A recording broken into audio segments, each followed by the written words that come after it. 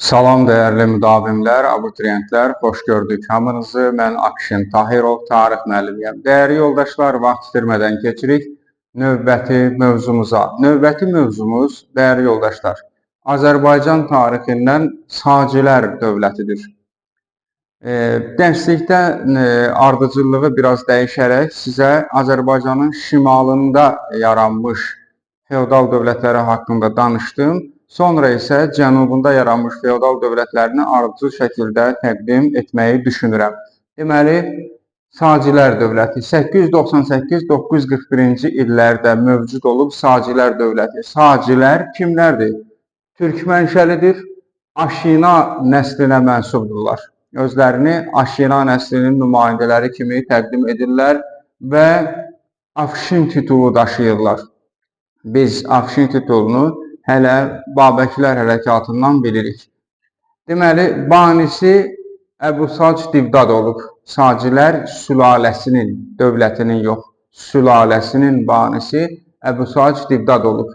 Əbu Sac Divdadın nə kimi xidmətləri olub və əvəzində xəlifədən nə alıb? Bunu bir aydınlaşdıraq. Deməli, Mədain üsyanını yatırdıb, xilafətə qarşı baş vermiş Mədain üsyanını yatırdıb. 865-ci ildə Carca döyüşündə öz sərkərdəlik məharətini göstərmiş və əlavə olaraq Türk qiyamını da yatırmışdı. Bu xidmətlərinə görə həmin xəlifədən sonra hakimiyyətə gələn digər xəlifə onu deməli mükafatlandırır. Nə edir? Demək, Cənubi Azərbaycanı iqta olaraq verir Əbu Sac Divdada. Əbu Sac Divdada dövlət deyil, iqta olaraq torpağı Cənubi Azərbaycanı verir, dəyərli yoldaşlar, şimalı yox. Və qarşılığında 120.000 dinar xərac deməli razılaşdırılır. Xərac ödəyəcək kim? Əbu Sac Divdad. Nəyə görə? İqta olaraq Cənubi Azərbaycanı aldığı üçün. Bura diqqətlə fikir verin.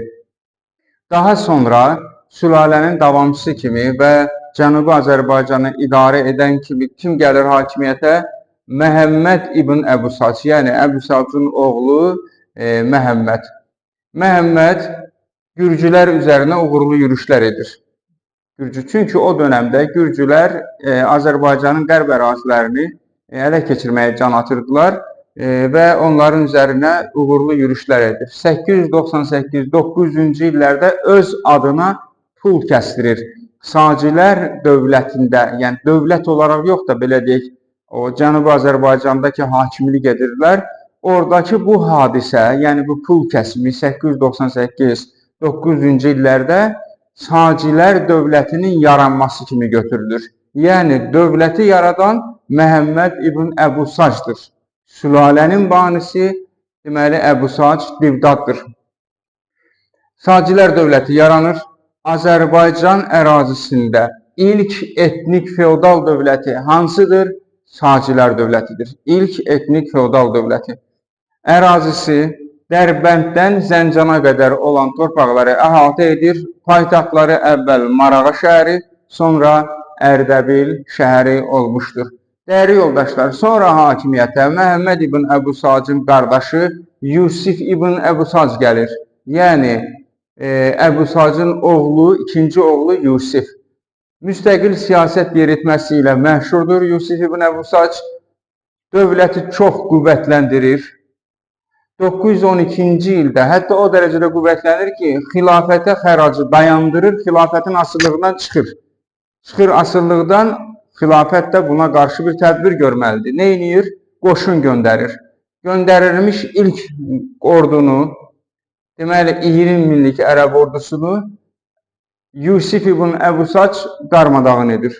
Sonra 917-ci ildə təkrar xəlifə qoşun göndərir.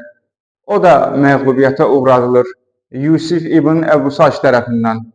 917-ci ildə adına pul kəsdirir Yusif ibn Əbu Sac.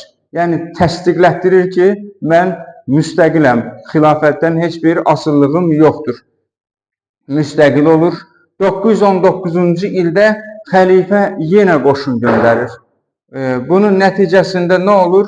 Son döyüş baş verir və 919-cu ildə, düzdür, kitabımızda 919-cu ildə bu döyüşü qeyd etməyiblər, amma 919-cu ildə əsir götürülübsə, həbs olunubsa, hadisənin də mən 919-cu ilə şamil olunmasına uyğun olduğunu düşünürəm.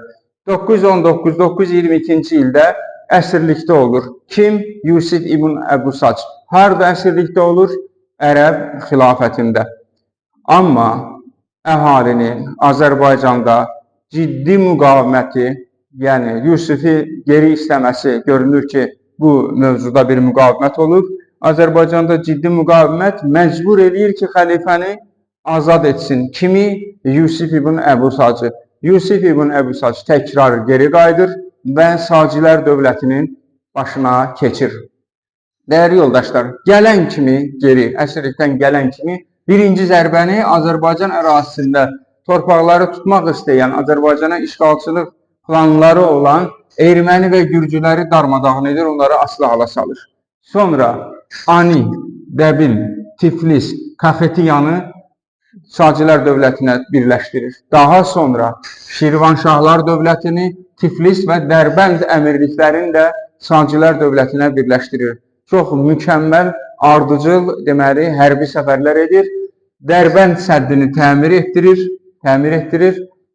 Bunu öz beyninizdə, yaddaşınızda bir canlandırın. Dərbənd səddini kimlər təmir edib?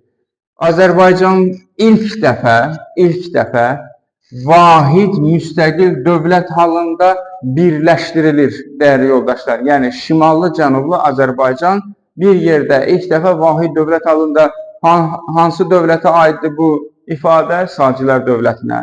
Rey şəhərini, Reyi Samanilərdən alır Yusif ibn Əbu Sac və ölkənin daxilində iqtisadiyyatı dirçəltmək üçün maliyyə və vergi siyasəti həyata keçirdir.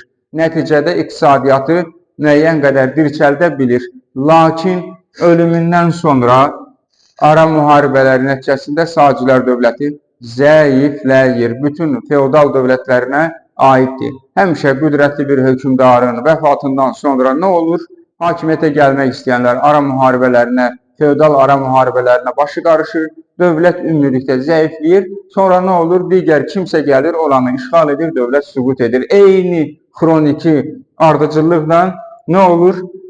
Son Saci hakimi Deysəm Salarilərə məğlub olur və Salarilər Deysəmi taxtdan salır, Sacilər dövləti süqut edir. Dəyərli yoldaşlar, izləmədə qalın. Cənubi Azərbaycanda yaranmış feodal dövlətlərini ardıcıl şəkildə sizə təqdim edəcəm.